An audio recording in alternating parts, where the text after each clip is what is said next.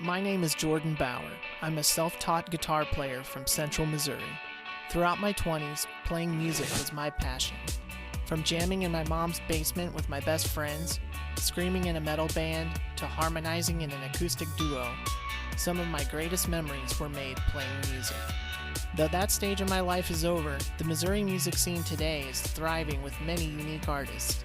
My musical journey takes a new turn, with a new mission to bring together the audience, artists, and venues, and to reunite with some old friends along the way. Bryan Kay is on the phone from Fulton, Missouri. Bryan, how are you, man?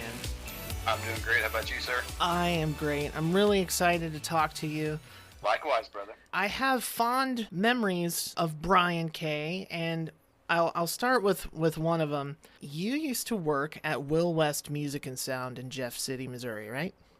That's right, for about 8 years. That's a long time, man. Yeah. I've covered it on the show in the past. I'm not going to spend a lot of time on it, but I was loosely associated with one of the bands that you were in, Ghost in the Machine, and I had recognized you while you were working there. I'm not sure how the timeline adds up, but you always remembered me when I came in. Oh, yeah. And there was a time when I didn't really do a whole lot musically, and I came in and it had been a long time. And you still remembered me, and you were always super cool to me. And I really appreciated that. It felt good. Hey, you're welcome, man. How was it working at Will West? Because 8 years is a long time, and you were doing the musician thing at the same time, right? That's right. That was probably the busiest time of my life in the music industry on a lot of levels. Obviously, I work in a music store.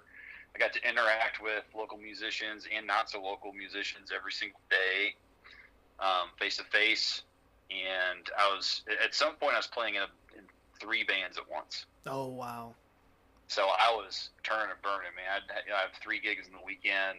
I worked, 5 days a week, music store, always on Saturdays, unless I could weasel my way out for a gig or something. But very, very busy time in my mid to late 20s, man. I was doing a lot of stuff.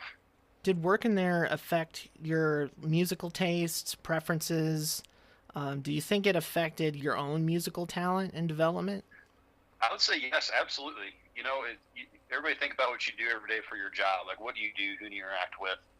So most of us, it's the same people, our teammates at work, or our people who sit next to us in an office. Like I was working at the music store. I was standing there, and I had my 4 or 5 teammates and boss that dealing with customers coming in and out there every day. I dealt with different people.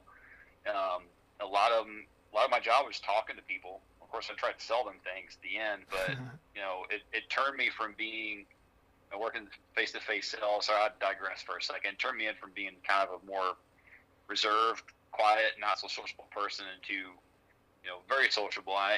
Talking to these people every day. Yeah, I got to meet a lot of different people, a lot of very interesting folks, and pick their brains and get turned on to new bands and new styles of music. And yeah, I'd say it definitely shaped me a lot. Did you forge a lot of really good connections there? Maybe some connections that you tapped into to help further your success in music? Absolutely. Yeah, I met some people who had become good friends and fellow bandmates and made a lot of really good connections along the way. Yeah, it was very fruitful to that extent, getting to meet people and make good connections. For those listening, Will West Music and Sound is a fantastic place. Definitely go check it out. My blood, sweat, and tears are in that building. Well, with that being said, there's something really exciting going on currently, and it kind of caught me off guard. It kind of came out of left field for me because I had to do some homework, I want to talk about the Kay brothers. Yes. The Kay brothers, almost 10,000 followers on Facebook. That's a ton, by the way. Thank you. Stompgrass. Tell me what stompgrass is, because until yesterday, I had no idea. Man, it's not the first time I've been asked this question, and it won't be the last, I'm sure. I'm not 100% sure where that term came from, but I know that my brother was the first person that I heard say it.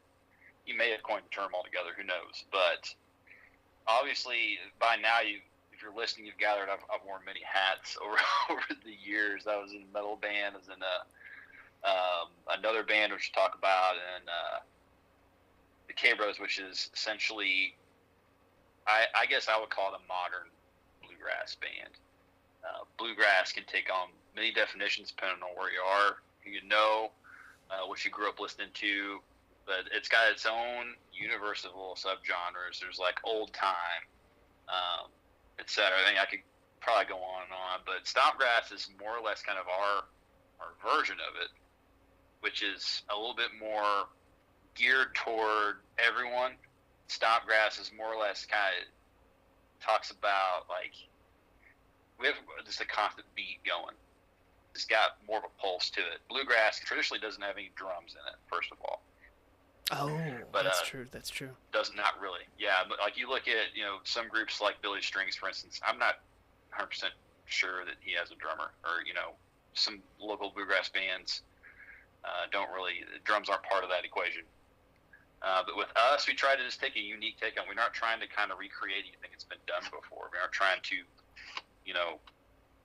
dress up in old-timey clothes and play things the way they were played 100 years ago. We're trying to play them the way that we interpret them now and how we think more of a broader audience would enjoy it, which is by mixing lots of different elements into it and blending different styles. Like we play, I guess you can call them covers, but we play lots of stuff. We play like a Taj Mahal tune, which has like a reggae kind of bass groove to it, which I love playing. And we play some more old school bluegrass stuff, which is more of that 1-4-5 fast beat kind of stuff. But as you can tell, I have a really hard time describing what it means. The best thing I can do is tell you to just go check us out on Spotify and listen for yourself and see what it means to you. That might sound corny, but it also might sound like a shameless plug, which it may or may not be. But that's the best way I can do is just go check it out for yourself. Describing music, what it means, is purely subjective, as you know. Yes. But hopefully I've given enough of an indication of what it might sound like if you were to try to guess. I'm not a huge country person or bluegrass person or anything similar to that. Me neither, as strange as that sounds. And I think you hit it right on the head. There's definitely a constant pulse in what you all are doing. It's a downbeat in there. Yeah, and I dug it. I'm getting a little ahead of myself here, but I checked out Find Your Love on YouTube. 18,000 views on that, by the way. That's a ton. Yeah, that video we released in February of 2018, along with our album, self-titled. Yeah. So that's been around for a hot minute now, hasn't it? I really enjoyed it, man. I did, and Thank you. It was a very professional-looking video. I kind of wanted to touch on that. How does that come about? Because there was I'm assuming drone shots and it was such a professional looking thing. How does somebody go about lining something like that up? As far as the production? Yeah. Carl Bussin. He is the guy who produced that largely. My brother is very involved with helping with some of the editing, but Carl Bussin is the man for photos and video. And he was really kind of surging onto the scene at that time that video came out. It was just his presence. He's a guy, he's still, he's at every big concert shooting photos. And he's a professional photographer. And he's probably maybe the most talented photographer I've ever met. He's a great vibe on set, and he's just the most positive dude you can imagine. And he makes everything so easy. And, of course, he's got just a great eye for this stuff. He has a vision for things, and people like that are great to work with as producers of music or video or anything. It's like you don't feel like you need to tell somebody. You can kind of tell them things that you kind of want, things that you like, and they're like, cool. But he had a vision for how the video was going to look and feel, and how it's going to tell a story. As you saw, and it's just you kind of stay out of their way a little bit. It's like, this person's owning this. I trust this guy. I've seen his work, and has a little bit of input. When we saw the rough cut, but that was all Carl, man. That's awesome. He's got the equipment too, and he had an assistant, of course, helping him. And that location was actually so the K Brothers essentially, it's my brother and I, of course, Pat, my brother, the lead singer, guitar player, multi-instrumentalist, and then Jake Allen, who's a longtime friend of ours, who's in another band with Pat and I earlier, in many years ago. But we brought him in, and he's like a multi-purpose kind of like hype man, percussionist.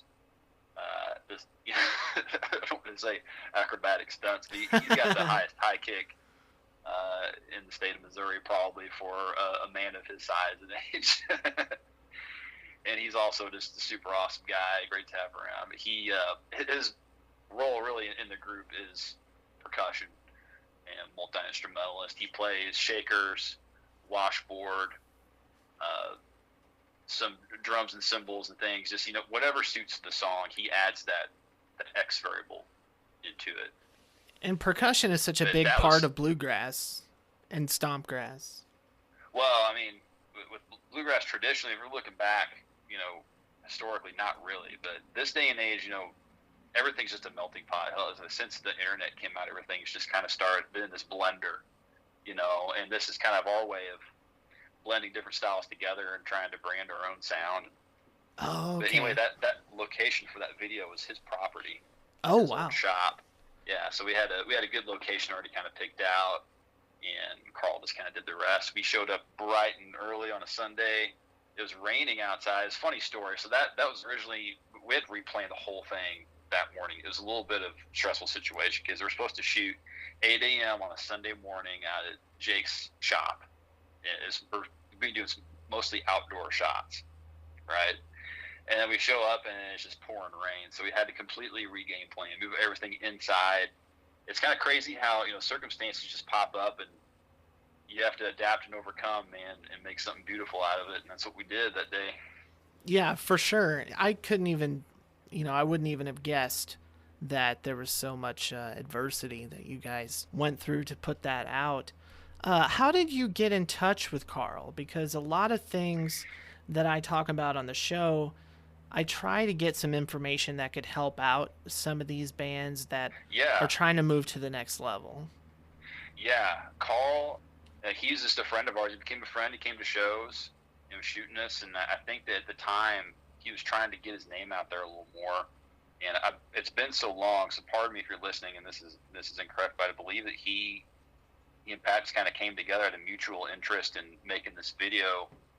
It just makes me wonder, because such a high quality product came out of that, and it's not like I can just go on Facebook and search my hometown and find all these people that are capable of doing something of that quality. Yeah, there really aren't a whole lot of people like that out there, man. I every day I'm thankful we're able to come into contact with people that we have. Some truly brilliant people like Carl that crossed paths with, and got to work with them and create something like that, which, videos like that will be around for a long time. Yes. Hey everybody, it's Jordan. I just wanted to invite you to check us out on Facebook. Like, follow, drop me a message. I just want to hear from you, so let's talk. I hope to talk to you soon. I saw that you guys are playing a lot of festivals and fish fries, and you got some huge gigs that you've been playing. Yeah, dude, it is a long way to get here. I remember the days when the K Brothers was still a thing. Like I said, back in the days I was playing in 3 bands, and I'd have sometimes 3 or 4 gigs a weekend, dude. It was a lot, and I remember K Brothers would be playing whatever we could get, dude. We'd play at Rose Music Hall. We'd play private parties, little barns and shindigs and stuff. Sometimes 2 shows a day. But mostly these days, like you said, like we've been doing mostly bigger events like festivals. Like we played the Anchor Fest in Centralia last Sunday. The Fish Fry is our thing that we do once a year. It's like our annual event that we've been doing at Rose Music Hall for a very long time. I couldn't tell you exactly how many years. I should know this. But it's probably been every bit of, maybe 8 years. That might be a bit of a stretch, but it's been a long time. And we do Morels and Microbrews, another street fest that we do we kind of got this circuit built up after all these years of, playing for scraps. You eventually build yourself up to a situation where you're playing a regular circuit every year of festivals. You're working with good people and making some decent money in the process and getting to have fun. And I do miss the good old days sometimes of playing basement shows. But would you chalk that up to just paying your dues and cutting your teeth, and just over time you kind of raise your stock enough to where people notice and book you that way? Exactly. Yeah, Okay. yeah, that's 100% true. Over the years, you got to keep working. You got to keep finding what that next level is. You might be trying to reach the top of the mountain, but you can't get there without a few ups and downs here and there, and working really, really hard and keeping moving towards that direction. I owe most of the credit to my brother, man. He's a hustler, and he's a full-time musician. Like, he doesn't work a regular 9 to 5. He's all in on this, and he gives all his energy to it. And he's probably one of the hardest working guys I've ever known. And I owe a lot of credit to him. He learned a lot about marketing from being in bands his whole life and working at the Blue Note. He was the regional talent buyer for the Blue Note for many years. He worked his way up in there. Wow. And he learned a lot about the business from working at the Blue Note. I would imagine. Yeah.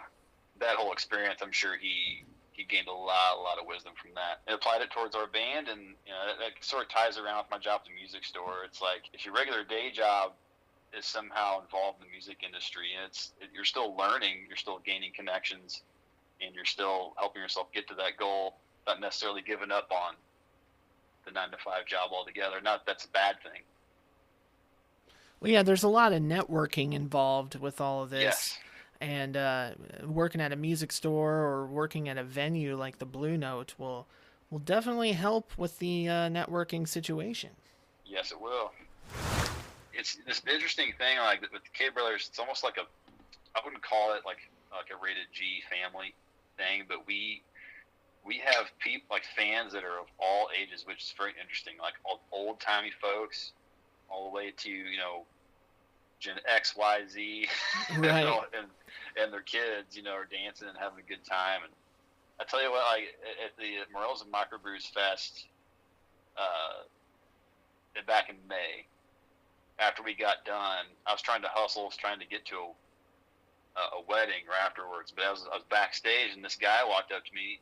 He didn't like the kind of, I don't profile anybody at all, but I'm saying he didn't appear to me as the guy that listens to bluegrass every day. He had like a heavy metal like t-shirt on, and he's like, told me, hey man, I don't know what that was, but that was amazing, and it moved me. Wow. Yeah, and I'm like, really? And he's like, yes. That's like, cool. That. I might just retire. Yeah. It's like, that's probably the best thing you can ever say to a musician, man. I'm not trying to brag. I just thought that was just a remarkable thing. This moment where I felt like everything that I've done my whole life, even if it means something, Yeah, it's all about connecting with the audience and not being background 100%. noise.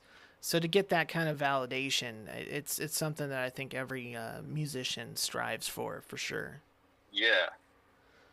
Well, I'm working my way back here. We've kind of touched on Ghost in the Machine. That was the metal band that you were referring to. Let's compare and contrast. Ghost in the Machine reached some pretty high levels, or there's probably a million other better ways to say it, and then to do something like the Kay brothers and to reach the level that you all are at. So how do you go from playing guitar in a metal band to playing stand-up bass in a stompgrass band, and you're just killing it in everything that you're doing? That's the $1 million question of this interview. I took the long way around, but it just blows my mind because they couldn't be more different from each other. Yeah, man, life's crazy, dude. That's all I'll say. And I just feel lucky that I've been able to surround myself with the people I've been surrounded by, and cross paths with the people I've crossed paths with, and had, the brother that I was, born into that relationship, you know, it's like I just feel incredibly lucky and blessed. You know, there's a part of me that feels like I could have accomplished more in my life, but at the same time, it's like, hey man, I accomplished quite a bit. I'm really proud of everything that I've done and been a part of up to this point. But yeah, as far as the success part, like I said, it's just someone told me this, or I read it somewhere. It's like, you know, one of the keys to being successful is just you constantly surround yourself with people who challenge you, people who are driven, people who will kind of rub off on you in that matter. It's like, this person means business. I need to get my butt in gear and keep up with these people. You know, it's the Right. people that elevate you to that next level and keep you going. You know, if you're with people that are kind of sandbagging, or, you know, not really want to do much more than play, which there's nothing wrong with that. You know, it really all depends on what your goals are. Just know what your goals are and know what makes you happy and go after that. With Ghost in the Machine, tell me about winning Battle of the Bands, you know, recording albums and opening for huge bands. Like, that is what we kind of strived for and hoped for back in the day. So tell me about the ride, I guess you could say, without, you know, we don't need to take a trip to Negative Town or anything, but Right. there was a lot of highs. It was quite a long journey. How long was your experience in Ghost in the Machine? Tell me about it. Like, how long did the band go on for? Yeah. Oh boy.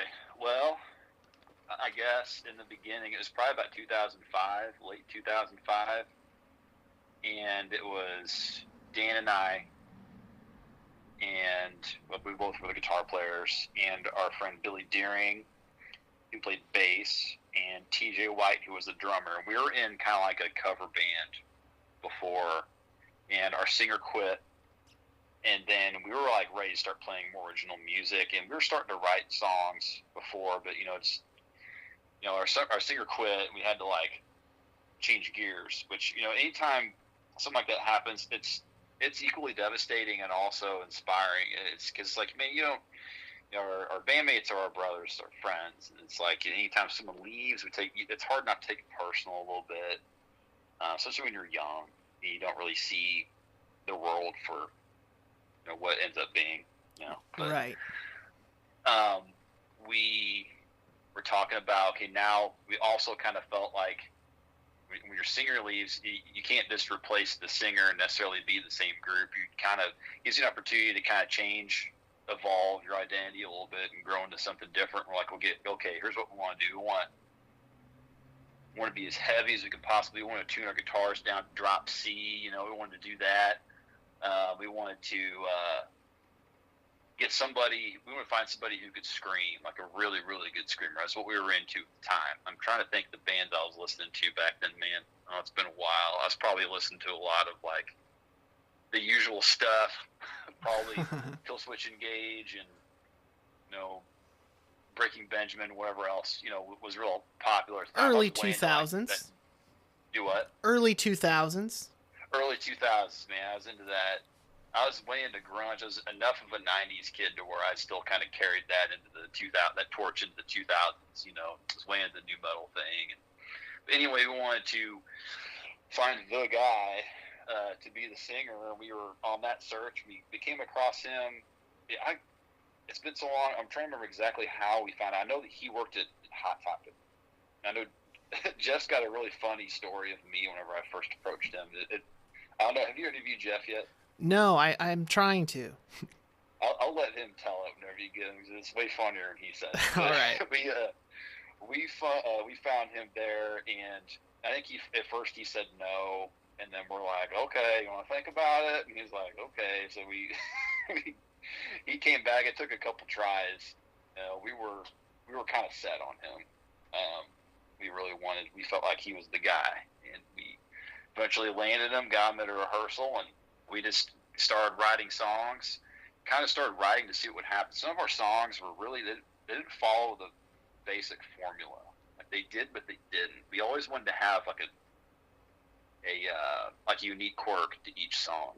Like, we wanted it to be familiar, but also not quite, You know what I mean? I think you captured that, yeah. Like every band wants to be original, like super original, but sometimes I think without knowing it, we sometimes sound a little generic out of safety.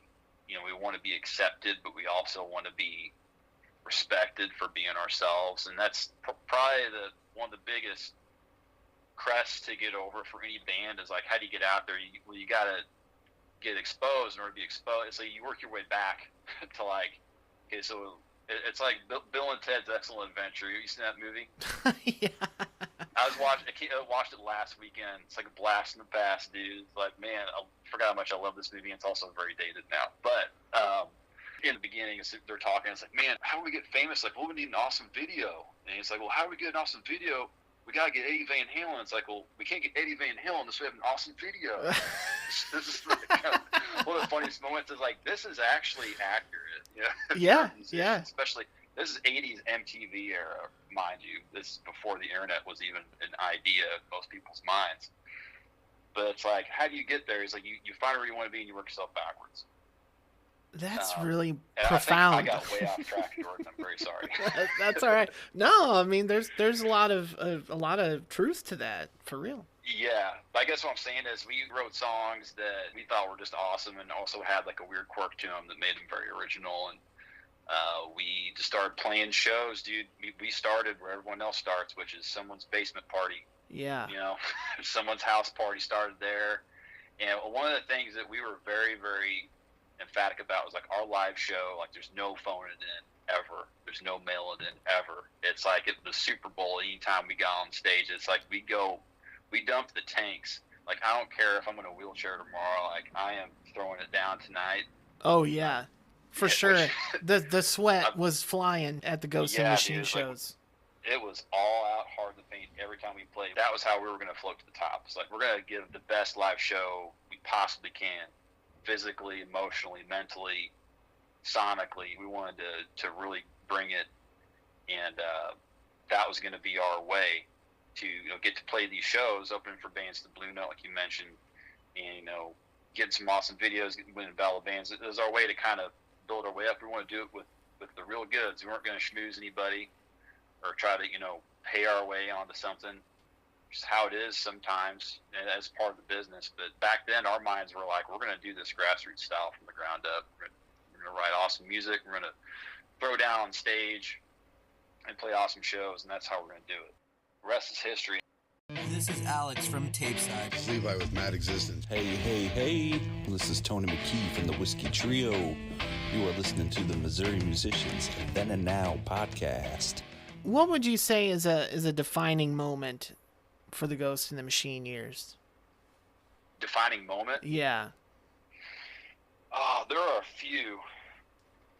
The ones that stick out to me, winning Bandemonium, that was a big deal to us, even though that Battle of the Bands didn't go on for more than, I think, 2 or 3 years. That was a big one for us at the times. That was something we really had our hearts set on winning, and we worked very, very hard to even make it to the final round. And there's so many good bands in there. In fact, I think the first thing I did when they said that we won is I went and shook everyone's hand before I touched that check. It was a weird moment for me. It was like, maybe I had a little bit of imposter syndrome, but it's like, wow. Like, whoa, this is crazy. This is crazy, man. And yeah, it's like, where do you go after that? How do you eclipse that? Yeah, so that was just an awesome moment, dude. Big time. And then after that, man, it's been so long ago. Maybe some big shows that you played, big bands you opened up for? There are some really big ones. This is another moment that, our CD release parties are probably, what it takes, all the work and all the time and energy goes into making an album. It's a long process. And our album release was a big moment for us, releasing that baby, playing at the Blue Note. We had a great time at that show. Another defining moment, and this was after Jeff had left the band. We were kind of on a brief hiatus for a while. So yeah, Jeff and our bass player had left the band. Billy quit, Jeff had quit, roughly about the same time. And then we it was just Dan and I and Chris Leffer, the drummer. We continued writing music for most of that year, and then we found a new singer, found Jonathan Haygood to play bass, another guy I met at the music store. And fast forward a couple years later, we won another Battle of the Bands in Missouri. It was kind of an online battle to open for the Deftones at the pageant in May of 2013. Oh, man. And we made it all the way to like the final. I think the final was like 3 or 4 bands, maybe 5. These are all kind of regional, local bands. And then the Deftones picked from that group who they wanted to open for them. So it was like, you make it to the final round, and then you throw it up to Jesus after that. It's like, right. It's not up to us anymore. It's up to the Deftones who opens. And then I'll never forget getting the call that they chose us to open for them at a sold-out pageant. It doesn't get much better than that. You know, that was actually one of Dan's defining moments as well. Yeah. Yeah. Yeah, that was a big one. I'll never forget that. And I remember, like, I was so nervous. And we even picked, like, some of the other bands that were in the final rounds, they're all friends of ours. I mean, it's friendly competition, but hey, like, we all wanted each other. One of us, you know, in our circle to succeed is, you know, we're good team players like that. And Decadent Nation was one of the groups that was in that final group as well. And oh, yeah. Whenever we won, we made it a point to pick members of those bands to be our plus ones, like our like guitar techs. Oh, that's cool. So everybody got to kind of, at least, you know, most everybody got to kind of be involved and hang out backstage, meet the Deftones, and it was just a crazy night, man. Sometimes just having that gig where you open for a big band like that, I mean, that could burst down a door, and that could be it. You could be off to the races after that. Yeah, it wasn't exactly what happened with that band. So it was Ghost Machine. Then our goal was always to kind of go all the way. You know, so we don't have to get into the weeds of anything. Obviously, it didn't happen. But you evolved into Made in Waves. It evolved into Made in Waves, yeah. So we got a manager, and we're trying to like elevate to a national. We wanted to be on like national radio. That was our plan of attack, was to call radio stations and hound them until they played us on their you know, Cage Fight, you know, hour installments on their shows. You know, that was kind of our cage match, as they call it, the cage match. We identified all those in the country, and we all split them up and made the phone calls and tried to do that. Didn't quite pan out, but yeah. So one of the things was Ghost Machine was already a trademarked name or copywritten. And we tried. We consulted with the music attorney, and like we couldn't find a way to keep the name legally and and get to play in that league. You know, so we had to change the name. And naming a band is one of my least favorite processes. I agree. Ever. Like, I almost just removed myself from the product. Like any other like group I've been a part of, it's like, you don't want me to be involved in that. Like, just pick something. Yeah, let me know what it is. I wasn't very good at it either. Yeah, like it's like when we get down to 2 or 3, just let me know. I'll vote for one. I'm not gonna. I mean, I've been that guy that just like said no to everything. I'm sure, you know, other people can tell you that, but it's like I'm not proud of that either. It's over the years, just like, you know, it doesn't really matter. Look at the band like Korn, for example. It's like they spell it with a K. It's not even a cool name to begin with, but who cares? True. You know, you can make it your own. Right. Exactly. That must have been devastating, though. You know, after everything you guys did. It's like we're taking down the flag that had been flying for so long. Right. Ghost Machine. I'm actually hanging out in my man cave right now, looking at all my old posters I got on the wall while we're talking, just hoping jog the memory banks here. But yeah, it was very sad to let go of that. But it was one of those necessary evils. And of course, when you do that, it was social media at the time. It's like, we have to create a new Facebook page up to, you know, all these followers and all this momentum that we built. We had to kind of start over and try to rekindle a new bonfire, and it was very, very challenging. And ultimately, you know, we didn't achieve that goal of going all the way, but we had a great time, and we achieved a lot of things, and I'm super, super proud of. Were there some things I would change for the better? Yeah. Personal things I could have done better. Yeah. Anything in life, you feel that way. But I'm super proud of what we accomplished.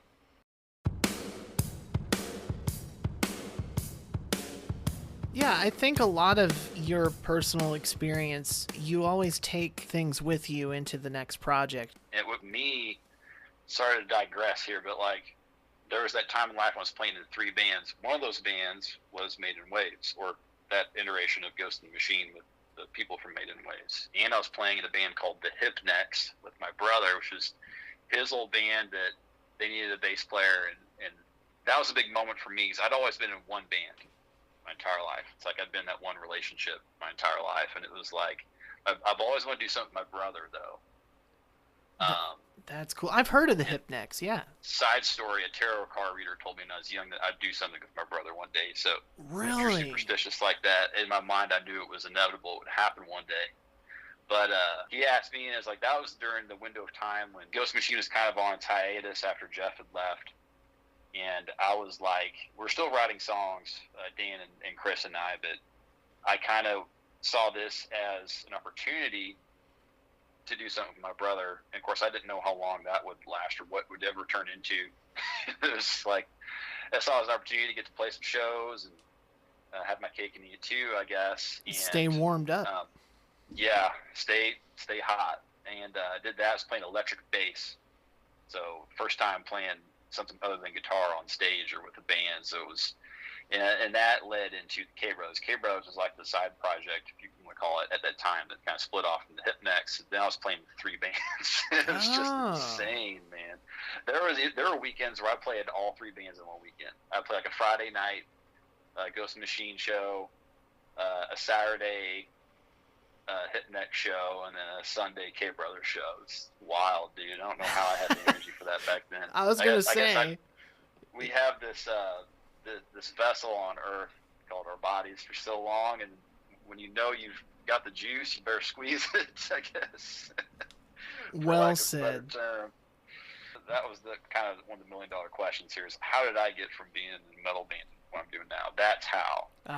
All these kind of overlapping layers, swinging from vine to vine through this thing, and not having any idea what I was getting myself into. I think a lot of that comes from just a genuine love for music and performing. Yeah. You know, a lot of people just, they don't want to sit in their basement and play to nobody or create for nobody. I'm talking with Bryan Kay, and Bryan, we were kind of reminiscing on the Ghost in the Machine days. I kind of want to sidebar that I wanted to hear about the Buzz and Shags and Barrett. Yeah. And the part they played in Ghost in the Machine's role in the Missouri music scene. And yeah, let's hear that. Oh, I'd say they're a big part of that. That was, Shags and Barrett, 2 of those people, like I mentioned earlier, where I feel very blessed and very lucky that they were a part of my life and I was a part of theirs. It's like they were just huge fans of. I don't know if they saw us at a show. I'm trying to pinpoint the moment that Shags or Barrett found out about us. Because it took us, we were notorious for taking a really long time to crank out albums. Like we'd almost like burnt out the show circuit, then we'd finally get our album out. It's like we kind of sat on that egg until it was just the right time to release it into the wild, but so I'm not sure if it was a recording or if it was a show or what, but they were just big fans, and they're really awesome people. And they brought us in for interviews. What was the name of the Hometown Buzz? Hometown Buzz, which is something you don't see much these days. Right. But that was a very, very important part of the music scene back then, I would say. It's back before, like I said, for all you 90s kids, that was before everybody just listened to Spotify all the time. I'm not sure if Spotify was even a thing when the Hometown Buzz was going on, or when the Buzz was airing. But that everybody listened to that radio station. There hasn't been a station like that since then around here. If you're close enough far enough east, you can catch the point. But that's we're talking about mid-Missouri. Right. On this podcast, but that was a big part of it back then. It was kind of like I would even go as far as to call it the heart of the local music scene. Everybody listened to it. Everybody loves Shags and Barrett. And I say loves because we still do. Absolutely. And back then, that was one of the more popular radio shows. I always tuned in. I remember being in my college dorm, tuned in to listen to that, on actual radio in my apartment. Anyway, they were huge fans of us. They definitely helped us because they were great people, and they were very helpful with us whenever they had the opportunity and that platform on the radio to push us out there, and interviewed us every once in a while and spun our music, and very grateful that we had their support. Yeah, definitely great allies to have if you're in a band is someone who works in radio. But you guys were close enough that you actually had a show and they did comedy. Yeah, we did that more than once. We'd have Shags and or Barrett do comedy in between sets while bands are changing out their gear. We'd kind of have that settled, but then they'd take the stage for 30 minutes or so and do some comedy. And back then, both of them were pursuing not only as radio DJs, but they're working the comedy scene back then too. I know I have a copy here. Shags and what was that group? Is him and like one or two of the people, Nate. Sorry, Nate, for listening. I'm totally blanking on his name right now. He was in the band, and then Jay Pelzer was helping him out. They produced a video, like a DVD. Really? Great American Douchebag. Oh, that's right. Yes. I totally forgot about that. that. On the Buzz. Yeah, that brings back some memories. That's awesome. Yeah, dude, man, I'd almost forgot. There were other little things like that they had. Barrett had a bit too. They had a lot of fun with that job.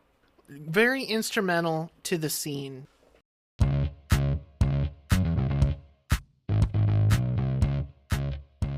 We briefly touched on Maiden Waves. So we got Ghost in the Machine, Maiden Waves, of course, K Brothers, and the Hypnex for a little bit. Is there something I'm missing?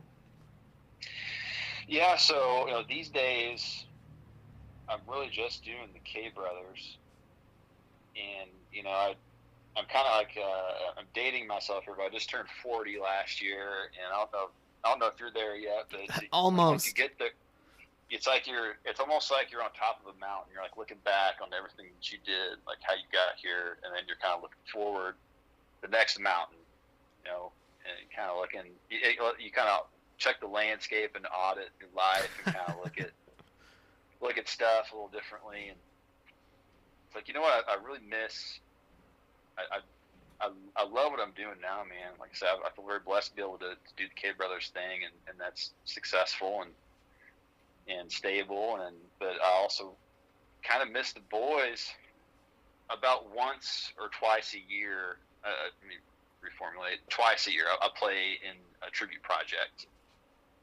So I don't know if you've heard of this, but at the Blue Note, it's been going on for a long time. It started with the Seattle Royale. Yes, sir.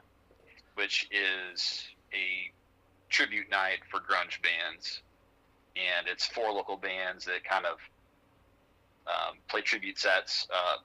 The Hypnex is really the only Hypnex show we play every year. It's kind of been reduced down to that over time, but we do an Alice in Chains tribute. And Decadent Nation does Pearl Jam, Minnie Keller Death does Soundgarden, and some friends of ours from Downside up in Medora do Nirvana, and everybody just crushes it. We've been doing that for forever, and then that whole template of Seattle Royale has spawned these other ones. The second one is SoCal Royale, which is a Southern California tribute night, and I play a Jeff Bloomer night from Ghost Machine. We teamed up with Craig Wingate, who's a former drummer for Shamans, Adam Voigt, who was the guitar player for Pierpoint. Okay. And Stevie D, who is the bass player for Jeff Bloomer's other project, Dope Ass Sneakers. He plays bass, and we do a Weezer tribute set. Yeah, the Weezer tribute. I saw, shame on me for missing a Seattle Royale, by the way, because I'm a huge grunge guy. But yeah, that I really should have went to that. Man, that's so cool. Like that, and that's just something that you guys can just do for fun and no Yeah. pressure and just have a good time. Totally. Yeah, that's what those are. I mean, we every time we do this, it's like it's so much fun. We wish we did it more, and we talk about it. But we're all like 40-year-old dudes that are super busy. And it's like, well, another year's gone by. I wish I did some of that a little more, because it just brings back all the memories of being on stage with Jeff. It's so much fun. I tell you what, every time we do that, there's a moment where I just like look over at Jeff. He looks over at me, and we're just like, "Do this, brother. We've been here before." I'm glad you said that, Bryan. I'm glad you mentioned all that, because I got to ask you a question. Yeah.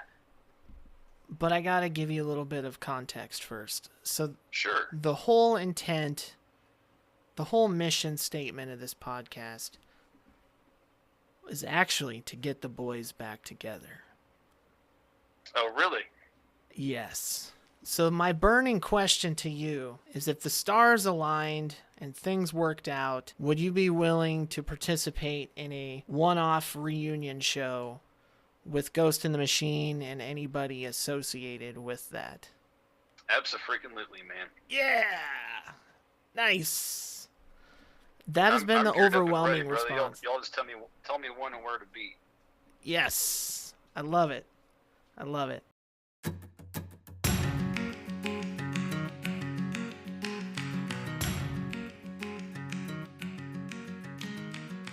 I want to know if you have any advice for those people that may be out there hitting the open mic nights, playing the cover songs at the bars. Advice for the people that want to get to the next level. Stay hungry and stay working. That's about the best thing I can say. I'll try to have a plan and have that plan being put in motion. A plan is just a plan as long as it's on paper, but if nothing's happening, phone calls aren't being made, if jam sessions aren't being scheduled, and that's all, scheduling is a hard thing to do, especially as we get older. It's like a plan is just a plan until it's put in motion, man. You got to be actively doing the thing that or actively working toward the thing that you're trying to achieve. It's one thing to sit and daydream, that be picking up the phone and talking to people, and don't be afraid of disappointment, because disappointment is just a lesson. It's just a brief setback. I think a lot of people are afraid of being afraid that they're not good enough, or afraid that they're not going to be accepted, or afraid that someone might not want to jam with them, or however big or small. I think that fear is a thing that keeps people from advancing to the next level of what they're trying to achieve, and you have to let go of that fear. I think fear is probably the most paralyzing, and I've been a victim of that in my experience and in my career. I think fear has held me to a level in certain things. And that's one of the things that I felt like I could have been better about, was being more fearless. Yeah. Some of the big decisions I was kind of confronted with, it's like you I need to do this or that, and it's okay to tense up, but you have to make a choice, and don't choose fear. Don't be afraid to fail. Don't be afraid to fall down, because you can get yourself up. You can build back stronger and better.